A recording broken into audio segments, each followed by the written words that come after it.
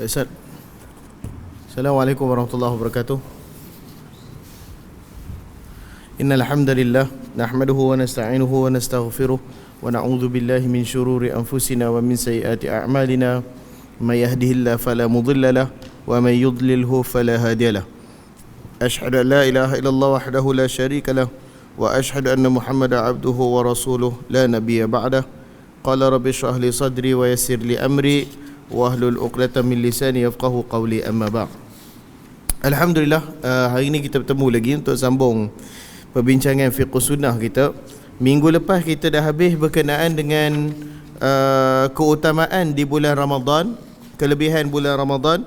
Maka yang terakhir sekali kita bincang berkenaan hadis Nabi SAW, man shama Ramadan imanan wa ihtisaba ghufira lahu ma taqaddam min dhanbih, iaitu barang siapa yang berpuasa pada bulan Ramadan dengan penuh keimanan, wahtisaba, dan begitu juga dengan penuh pengharapan, maka akan diampunkan baginya segala yang berlalu daripada dosa-dosanya. Maka hadis ni selari dengan hadis sebelum tu yang kita baca, bahawasanya kata Nabi SAW, solat 5 waktu, Jumaat ke Jumaat, dan begitu juga Ramadan ke Ramadan, kesemua itu adalah penghapus dosa bagi segala yang ada di antaranya, selagi mana dosa-dosa besar itu dijauhi, al-kabair. Jadi sebab tu kita kata kalau tengok dalam pengertian adil menurut di sisi muhaddisin pun, salah satunya mentakrifkan adil ni, bila kita kata seorang perawi yang adil, sebahagiannya mentakrifkan adil ni sebagai tidak pernah melakukan dosa besar dan tidak berterusan melakukan dosa kecil. Okey, nak kata tidak pernah buat dosa besar dan tak pernah buat dosa kecil itu bohongan kot. Waktu memang apa? Mustahil, maksum kita tu kan. Jadi dia tidak pernah melakukan dosa besar dan tidak berterusan melakukan dosa-dosa kecil.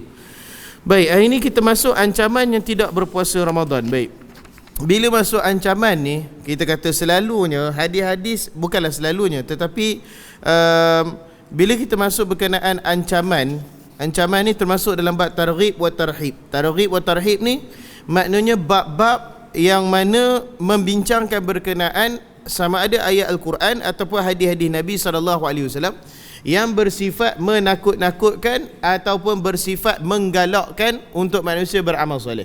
Menakutkan manusia untuk berbuat dosa dan menggalakkan manusia untuk beramal soleh. Jadi menakutkan ni selalunya dikaitkan dengan apa? Dikaitkan dengan azab lah. Selalunya macam tu lah. Adapun menggalakkan tu selalunya dikaitkan dengan apa? Dikaitkan dengan pahala ataupun nikmat daripada Allah Subhanahu Wa Taala. Jadi dalam bab targhib wa tarhib ni, dia salah satu bidang dalam agama yang mana hadis dhaif yang ringan pun digunakan juga. Okey, jadi ini perbincangan berkenaan ada juga kerap juga dapat soalan tanya, ustaz, hadis dhaif boleh guna ke tak? Selalu hadis ni yang kita guna apa dia? Sahih dengan hasan lah. Waktu memang tak ada pertikaian lah. Tapi ada juga yang tanya, ustaz, hadis dhaif ni digunakan ataupun tidak? Kita kata perbincangan ni panjang. Pertama, perbincangan dari sudut mazhab mana. Sebab ada seseparuh mazhab yang memang tegas, seperti contoh mazhab Al-Imam Malik rahimahullahu ta'ala, dhaif ni tak payah sebut lah kat dia. Yang ni dia, golongan ni memang tegas. Begitu juga dengan Abu Bakar Al-Jazairi dan sebagainya. Ini adalah Abu Bakar Al-Baqilani dan sebagainya. Mereka ni golongan yang memang sangat-sangat tegas dalam penggunaan hadis dhaif. Mereka kata macam-macam mana pun tak boleh nak guna. Okey. Kemudian ada juga golongan kata hadis dhaif ni boleh digunakan, tetapi dia cuma boleh digunakan jikalau dia punya dhaif tu tak teruk sangat lah. Sebab dhaif ni pun banyak pembahagian juga. Kalau kita kata dhaif yang ringan, ada juga dhaif yang sangat-sangat, dan hadis palsu pun termasuk bawah perbincangan hadis dhaif. Jadi kalau dia punya tahap dhaif tu sampai ke tahap palsu, waktu melampau lah, kan? Itu yang ada orang kata, ustaz, hadis palsu pun hadis kau, kan ada perkataan hadis dalam tu. Waktu tak faham tu kita tu. Okey. Jadi itu isu pertama. Isu kedua, sekalipun kalau dhaif yang ringan itu diterima, dalam bidang apa dia diterima? Itu perbincangan juga. Jadi mereka mengatakan bahawasanya hadis dhaif yang tidak terlalu dhaif ni boleh digunakan tetapi dalam bidang-bidang yang tertentu sahaja. Okey, ini pun khilaf juga. Jumhurnya kata bidang tertentu saja, iaitu bidang yang tidak terkait dengan hukum. Mereka sebutnya tu. Maksudnya kalau dalam bidang akidah boleh tak? Tak boleh. Okey, kalau dalam bidang hukum, dalam bidang halal haram, tak boleh juga. Sebab halal haram ni dia kena benda yang memang sahih betul. Okey. Ataupun dalam bab ibadah, boleh ke tidak? Itu pun kata tak boleh juga. Sebab ibadah ni dia dalam bidang yang perlu sahih betul. Habis tu bidang apa yang boleh dalam bab hadis yang daif yang ringan ni? Kita kata bab-bab yang tidak berkaitan dengan hukum, tak kaitan akidah. Maknanya barangkali dalam bab sirah umpamanya. Sirah dia tidak tegas sangat. Sebab tu kita tengok dalam kisah sirah Nabi SAW, setiap kali bila sampai Rabiul Awal tu, kalau dalam kisah sirah banyak kita dengar kisah-kisah yang daif kita kata. Sebab apa dalam sirah ni banyak cerita daif?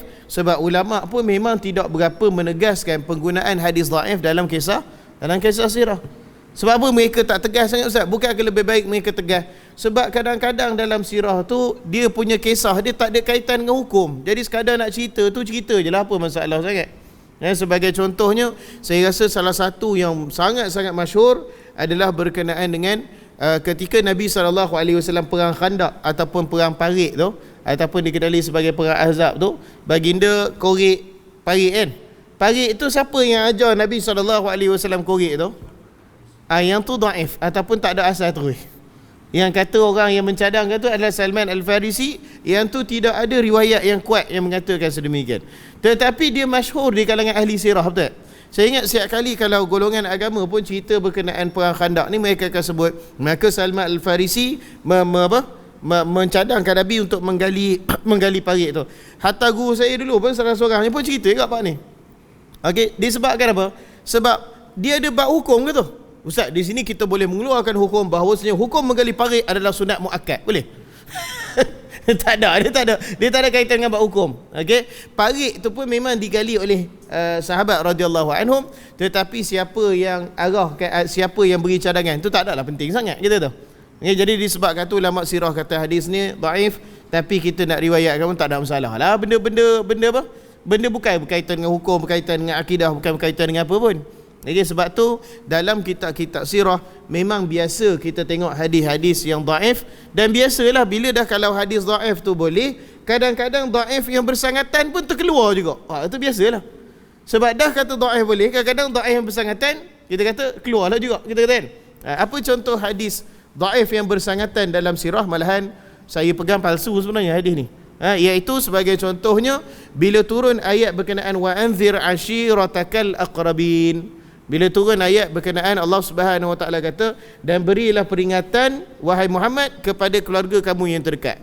Bila turun ayat ni, dalam satu riwayat kata Nabi SAW mengeluarkan menghimpunkan keluarga Bani Abdul Muttalib.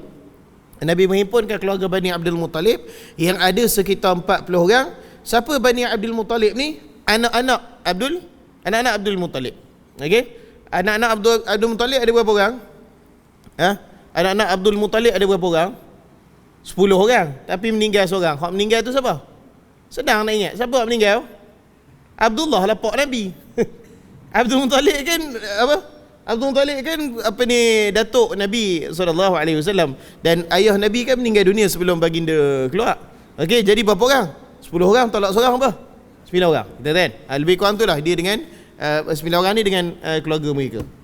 Jadi bila dihimpunkan ni, Nabi SAW sebarkan mereka berkenaan Islam, ajak mereka masuk Islam dan sebagainya, dan sebagaimana kita tahu mereka tak terimalah.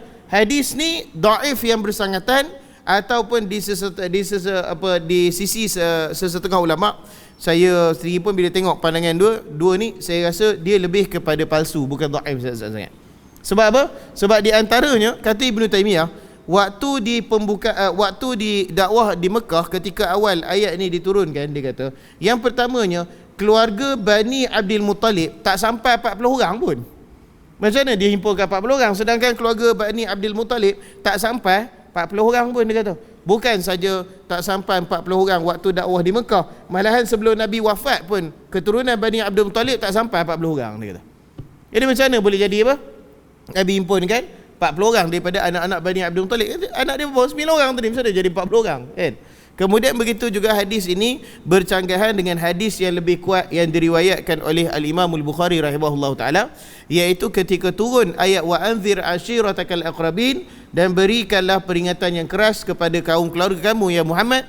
Nabi SAW naik ke Bukit Safa dan baginda menjerit kan, wahai Bani Hashim, wahai Bani sekian, wahai Bani sekian.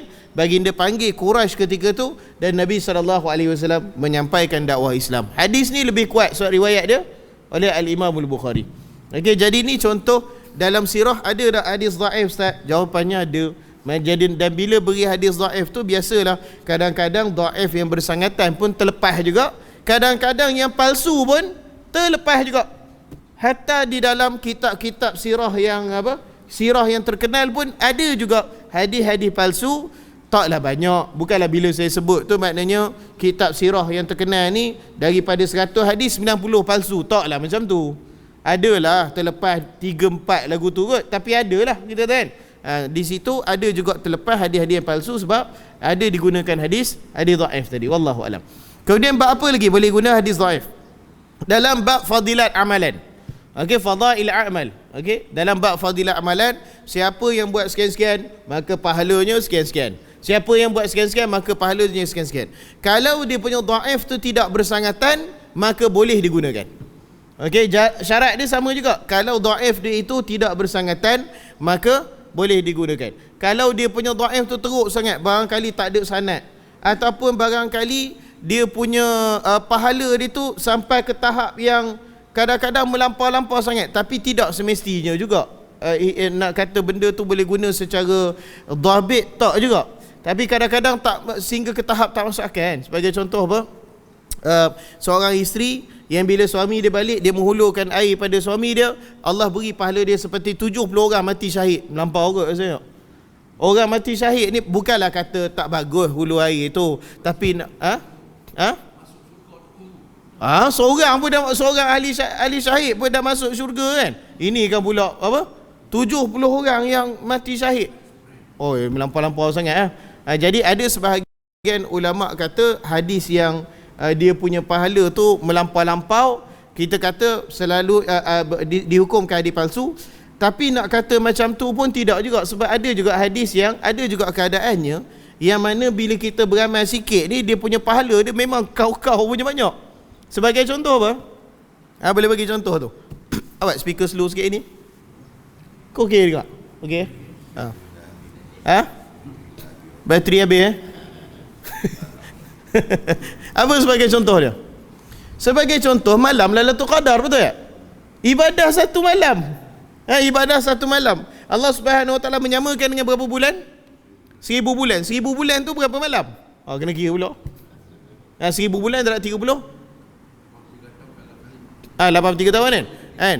30 kalau 1000 bulan, sebulan 30 hari kan? 30 darab 1000, 30,000. Satu ibadah pada satu malam bersamaan dengan 30,000 bulan. Itu kalau satu Ramadan. Kalau kita ni hidup hayat, kita kata sejak daripada umur balik, tolak umur balik kata 14 tahun kan? Kita sempat hidup umur Nabi 63 tahun. Maknanya kita ibadah 53 tahun. 53 tahun darab dengan 30,000 apa? Berapa jadi berapa? Jadi berapa hari? Bukan ketua amalan yang sedikit tapi digandakan banyak-banyak sangat, besar sungguh. Jadi kalau nak gunakan secara mutlak, semua hadis yang sikit amal tapi banyak pahala dia adalah hadis palsu, saya takut sebab takut ada hadis yang sahih je lah tu kita kata ni tak masuk akal, ni palsu. Jenuh macam tu, tak boleh macam tu. Jadi sebab tu saya ni kalau dalam bahasa klasiknya orang kata old school. Tahu old school? Old school ni maknanya cara lama, cara klasik, cara tradisional.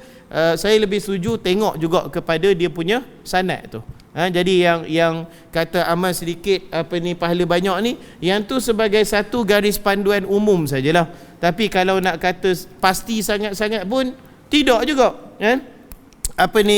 Hadis Nabi SAW, siapa yang membacakan ayatul kursi pada setiap kali akhir solat dia, maknanya lepas solat waktu zikir tu baca ayatul kursi, baca ayat kursi, tak sampai 30 saat pun, mudah je. Mahal tak nak baca ayat kursi tu? Murah je, free je baca. Tak ada kos apa. Kan? Baca ayatul kursi, apa dia punya fadilat dia? Allah Subhanahu Wa Taala membinakan baginya istana di syurga Allah Subhanahu Wa Taala. Ui, besar tau. Istana bukannya kecil. Saya setiap kali kalau pergi kat Putrajaya nampak istana apa? Istana Sultan Selangor kan, kat Putrajaya tu kan. Dulu saya ingat istana negara. Istana negara lah. Waktu istana Sultan Selangor. Saya tengok tu, bayang kalau lah tu rumah kita. Ui, siap ada apa? Siap ada balai rong apa? Seri. Balai rong seri dengan besar, tengok daripada jauh pun ingat ke hotel ke apa. Rupanya bayangkan seorang duduk. Bukanlah seorang, tapi maksudnya milik seorang kan, besar tu. Baca ayat kursi akhir solat bukan susah pun. Tapi dia punya fadilat dia, Allah Subhanahu Wa Taala kata disediakan baginya istana di syurga Allah Subhanahu Wa Taala. Jadi apa? Tak, dia jadi amalan. Oh, sekali baca. Baca sekali pas solat tak baca-baca dah. Dia jadikan amalan. Dijadikan amalan. Dia punya fadilat dia tu banyak. Begitu juga dengan hadis Nabi SAW, siapa yang baca subhanallah 33 kali, masyhur hadis tu, alhamdulillah 33 kali, Allahu akbar 33 kali, dan dihabiskan dengan la ilaha illallah wahdahu la syarikalah ila akhirih, maka apa dia punya fadilat dia? Allah ampunkan semua dosa dia, walaupun dosa dia sebanyak buih di lautan. Sikit ke besar fadilat tu? Besar lah. Buih di lautan ni, sekaki pun kita tak terkira dah berapa banyak buih tu. Kalau semua laut, semua buih, Allah ampun semua dengan baca tiga perkara tu. Besar ke kecil dia punya fadilat dia? Besar lah. Okay? Jadi disebabkan tu, dia kaedah tu cuma satu kaedah umum sajalah. Tapi kita nak hukumkan semua hadis yang sebut macam tu palsu, bahaya kot. Sebab hadis Nabi ni ratus ribu. Saya rasa saya ni pun buat bidah hadis pun, tapi nak kata bukan saja menguasai, tapi kalau nak kata sebelum saya mati ni kot lah. Ada orang pernah tanya, Ustaz, sebelum rasa-rasa kita ni goal lah, dia tanya, sebelum mati lah kata kan, rasa-rasa sempat tak baca semua hadis Nabi? Tak kata kuasai, baca. Sempat dah sebelum mati baca semua hadis Nabi SAW? Saya kata saya yakin memang tak sempat lah. Banyak kan? Jadi disebabkan tu, kalau kita nak hukumkan di atas beberapa hadis, kita nak letakkan terus tu, pada saya bahaya sikit kot. Sebab takut tersapu bersih habis hak-hak yang lain-lain yang kita tak sempat baca tu. Okey, wallahu alam. Baik, kenapa saya bawa bab tu sebelum masuk ancaman yang tidak berpuasa Ramadan? Sebab dalam ni pengarang ni bawa 3 hadis, dan daripada 3 hadis ni 2 dhaif, ada 1 je sahih. Okey, jadi kot tuan-tuan tanya kenapa dia pergi bawa hadis dhaif dalam ni? Sebab dalam bab untuk nak menakut-nakutkan manusia, ataupun untuk nak cerita berkenaan dengan apa ni, bahayanya meninggalkan puasa Ramadan, maka targhib wa tarhib, dalam bab targhib wa tarhib boleh digunakan hadis dhaif yang dhaifnya tidak bersangatan. Okey, jadi suatu pengarang tu masukkan juga dalam ni. Antaranya dia kata apa? Yang pertama, Ibnu Abbas radhiyallahu anhu meriwayatkan bahawa Rasulullah sallallahu alaihi wasallam bersabda, "Ural islami wa qawaidud dini thalathah, alaihinna ussisal Islam, man taraka wahidatan minhun fahuwa biha kafir, halalud dam, syahadatu an la ilaha illallah was salatul maktubah wa saumu Ramadan." Yang bermaksud tali Islam dan sendi agama itu ada 3 perkara. Di atas 3 perkara itu Islam didirikan. Barang siapa yang meninggalkan salah satunya, dia adalah kafir dan halal darahnya. Kafir dan halal darah. Apa maksud halal darah dia? Adakah darah dia kita boleh ambil buat sup? Tu. Virus Wuhan, virus titik tu pandak apa benda duk makan darah orang? Itu kata boleh minum. Apa maksud halal darahnya? Boleh dibunuh oleh kita bunuh ke? Kita pergi ketuk kepala dia. Orang tanya, polis tanya apa saya faham bunuh kawan ni? Dia meninggalkan puasa Ramadan. Boleh dibunuh oleh pemerintah. Sebab hukum bunuh dalam Islam ni, dia boleh kalau yang pertama waktu perang kan, waktu perang dengan orang kafir, ataupun dihukumkan bunuh oleh pemerintah. Kita tak boleh nak bunuh sendiri ya. Kadang semua orang jatuh hukum bunuh sendiri, saya rasa separuh populasi Malaysia ni habis. Orang ni salah tu. Itu maksud halal darah dia. Baik, kata Nabi ada 3 perkara, kalau ditinggal benda tu halal darah dia. Sebab tu hadis ni dhaif, okey, iaitu di antara 3 perkara tu adalah yang pertama, dia meninggalkan la ilaha illallah. Ini sahih. Maksudnya dia mengingkari la ilaha illallah, dia mengingkari dia punya syahadah, maka terkeluar daripada agama sah. Kemudian yang kedua, wassalatul maktubah, dan dia meninggalkan solat. Yang ni khilaf di dalamnya. Okey, kalau saya ingat dalam mazhab Hanabilah, orang yang meninggalkan solat dengan sengaja kafir lah. Okey. Dalam mazhab Syafi'i, orang yang meninggalkan solat secara sengaja maka hukumnya dosa besar, tapi tak sampai kafir. Tetapi kalau dia enggan juga menunaikan solat, maka pemerintah boleh penjara dia. Kalau dalam penjara pun tak nak tunai solat juga, maka pemerintah boleh jatuhkan hukuman mati ke atasnya.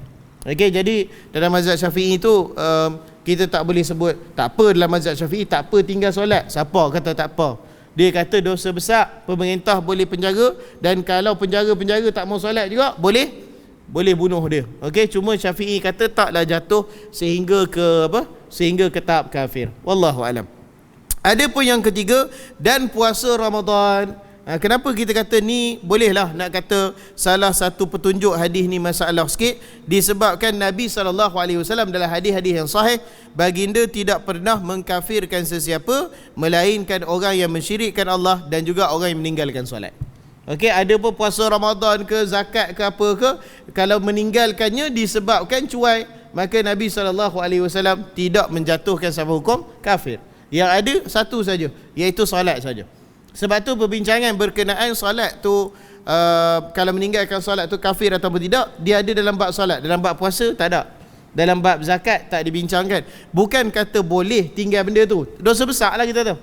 Dan bergantung juga, kalau orang tu meninggalkan puasa, dia kata saya tak percayalah dalam Islam ni ada puasa-puasa, yang tu dia boleh menuju pada kekufuran. Okay, kalau dia kata puasa ni wajib tapi saya tak larat nak puasa, tu dosa besar. Okay, ada beza dekat situ. Okey, kemudian Abu Hurairah radhiyallahu anhu meriwayatkan bahawa Nabi SAW bersabda, "Man aftara yawman min Ramadan fi ghairi rukhsatir rakhasahallahu lahu lam yaqdi anhu siyamud dahri kullihi wa insamahu." Yang bermaksud, barang siapa yang tidak berpuasa satu hari dalam keadaan tidak mendapat keringanan daripada Allah Subhanahu Wa Taala, saja-saja tak puasa, tak ada keringanan, maknanya nak kata musafir pun bukan musafir, nak kata sakit pun kita kata bukan sakit, tak ada alasan, maka puasa sepanjang masa tidak dapat menebusnya walaupun dia melakukannya. Okey, maksudnya kalau dia tak puasa tu, dia ganti balik boleh tak? Boleh, tapi yang maksud dia tu bukannya dari segi sah tak sah puasa, maksudnya adalah dari segi fadilat puasa tu dia tak akan dapat dah. Okey, dia ada beza di antara sah dengan fadilat. Sebagai contohnya, Ibnu Abdurrahman bin Auf radhiyallahu an, dia pernah terlewat datang solat solat berjemaah sehingga tertinggal satu rakaat. Lalu dia sebut pada Nabi SAW, dia tertinggal satu rakaat. Nabi SAW kata, tak ada apa dalam dunia ni boleh ganti balik satu rakaat yang kamu tertinggal tu. Maksud Nabi tu rakaat tu tak sah ke ataupun fadilat tu hilang? Fadilat tu hilang. Rakaat tu sah tak? Rakaat tu sah. Solat dia sah, bukannya maksudnya dia kira tinggal solat ke apa, tak.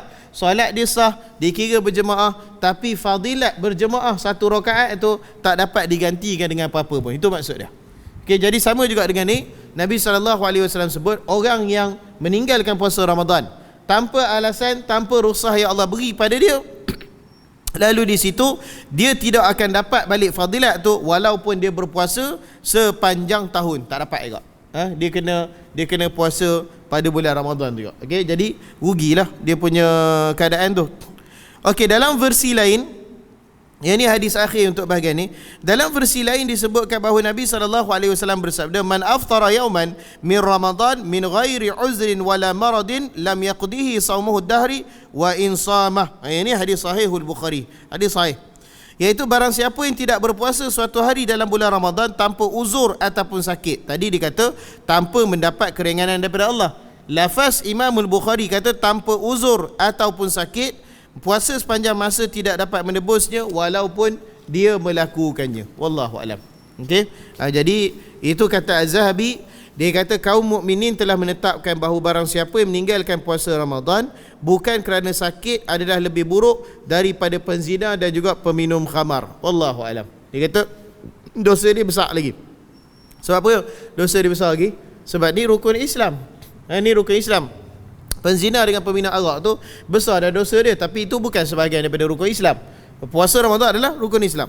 Bahkan mereka meragukan keislamannya dan menduganya sebagai orang yang bermuka dua serta terlepas daripada agama. Apa maksud orang bermuka dua? Barangkali munafik.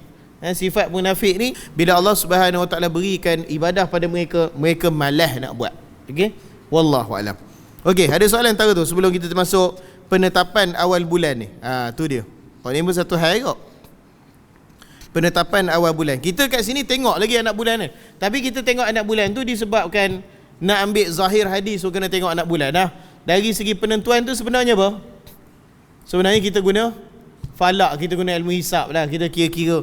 Saya tanya pada sahabat saya bahagian falak ni, saya kata pernah tak? Saya kata apa akan jadi, saya kata kalau kita tengok anak bulan, keputusan dia bercanggah dengan kiraan apa? Kiraan falak. Dia kata kalau kiraan falak kata keluar anak bulan, nampak ke tak nampak ke, kita puasa esok. Dia ikut pada falak. Kalau falak kata tak keluar, keluar ke tak keluar, kita rasa macam kita nampak ke tak nampak ke, dia kata tak puasa juga, dia kata. Saya tanya, habis tu buat apa tengok? Dia kata sebab zahir hadis kata kena tengok, kita kita tengoklah juga, kata. Ada atas dasar tu lah, wallahu alam. Baik, ada soalan sebelum tu?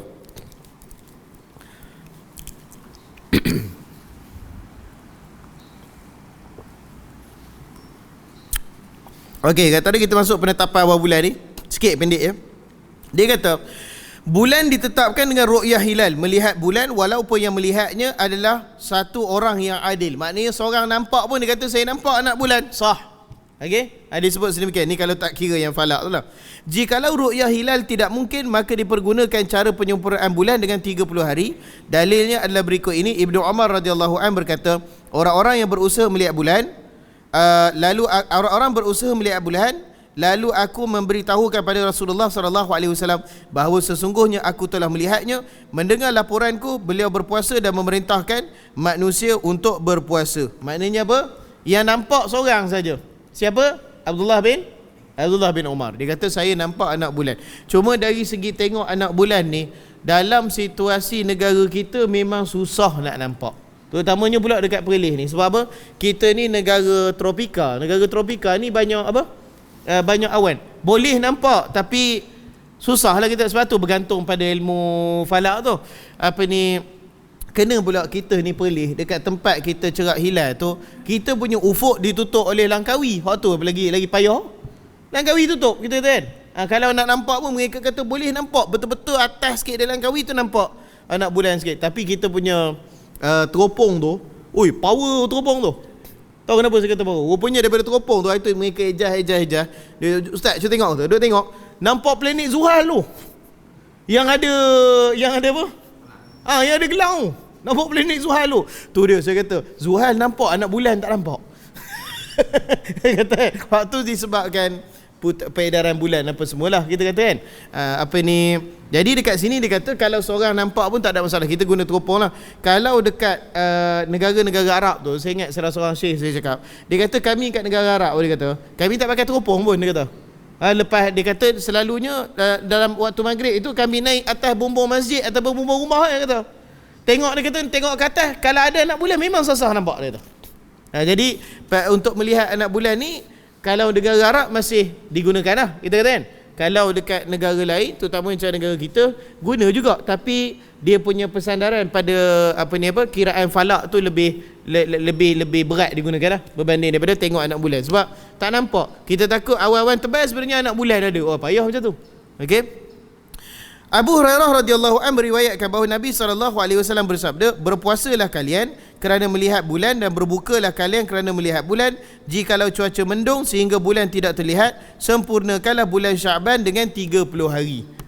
Kalau dikata tak nampak juga, maka sempurnakan 30 hari, cukupkan 30 hari. Ramadan pun sama juga macam tu. Kata At-Tirmizi, majoriti ulama berpandangan sesuai dengan hadis ini. Mereka berkata kesaksian satu orang yang adil mengenai puasa dapat diterima. Ibnu Mubarak, Syafi'i dan Ahmad berpendapat sedemikian. Nawawi berkata itulah pendapat yang paling kuat. Maknanya tak perlu lebih dari seorang. Adapun bulan Syawal ditetapkan dengan sempurnanya bulan sampai 30 hari. Kesaksian satu orang yang adil dalam penetapan bulan Syawal tidak diterima menurut majoriti ahli faqih. Mereka mensyaratkan dua orang saksi yang adil dalam menetapkan bulan Syawal kecuali Abu Saur ia tidak membezakan antara bulan Syawal dan Ramadan. Dia berkata kesaksian satu orang yang adil untuk penetapan bulan Ramadan dan Syawal dapat diterima. Maknanya khilaf. Mereka kata kalau bulan Ramadan seorang nampak anak bulan cukup, khalas. Tetapi kalau bulan Syawal dia kena dua orang. Sebab apa? Sebab kalau bulan Syakban tak nampak, boleh cukupkan 30 hari. Tetapi kalau bulan Ramadan ni orang silap tengok, jadi puasa kurang sehari. Okay, sebab tu mereka kata Syawal perlu dua orang. Ibn Rushd berkata mazhab Abu Bakar bin Munzir sama dengan mazhab Abu Saur. Menurutku mazhab Ali Zahir juga seperti itu. Abu Bakar bin Munzir berargumen dengan ijma' para ulama tentang wajibnya berbuka dan berpuasa dengan pemberitahuan satu orang yang adil. Kerana itu hal tersebut juga berlaku dalam penetapan awal dan akhir bulan, kerana keduanya adalah tanda yang memisahkan waktu berbuka dari waktu berpuasa. Asy-Syaukani berkata, tidak ada dalil sahih yang menunjukkan keharusan adanya dua orang saksi dalam penetapan waktu berbuka, iaitu masuk Syawal. Secara lahir cukup satu orang berdasarkan kias terhadap penetapan awal puasa. Di samping itu, diterimanya berita satu orang menurut hukum agama menunjukkan bahawa hal tersebut berlaku dalam segala hal kecuali dalil yang membataskannya. Maknanya dekat sini Syed Sabiq nak kata apa? Syawal ke Ramadan ke, asalkan seorang nampak, maka itu tidak ada masalah. Kalau semua tak nampak, tu tak ada masalah. Tapi kalau dalam ramai-ramai tu dia kata saya nampak, nampak ke aku tak nampak? Saya nampak, wallahi saya nampak, dia kata. Kalau macam tu sah untuk penetapan masuk Syawal ataupun Ramadan. Wallahu alam. Okey. Tapi dia kata syaratnya seorang yang adil. Apa maksud adil? Atau saya sebut tadi, orang yang tak pernah buat dosa besar dan tidak berterusan buat dosa kecil. Janganlah kot dia mabuk, dia hit dia tengok aku nampak bulan, bulan bintang matahari, nampak mabuk macam tu betul. Kalau macam tu tak boleh ya. Wallahu alam. Secara zahir kita kata, secara zahir. Kita pun nak kata secara pasti 100% pun tak agak. Tapi selalunya kita kata umumnya kita kata, selalunya kita tahu umumnya.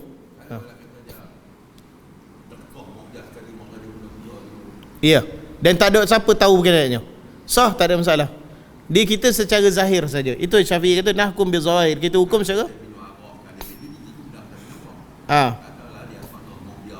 Ya. Itu wallahu alam. Itu kita kata secara zahir yang kita tengok adil, sah dah, tak ada masalah dah. Wallahu alam. Okey. Baik, ada soalan? Kau okey? Faham dah kau?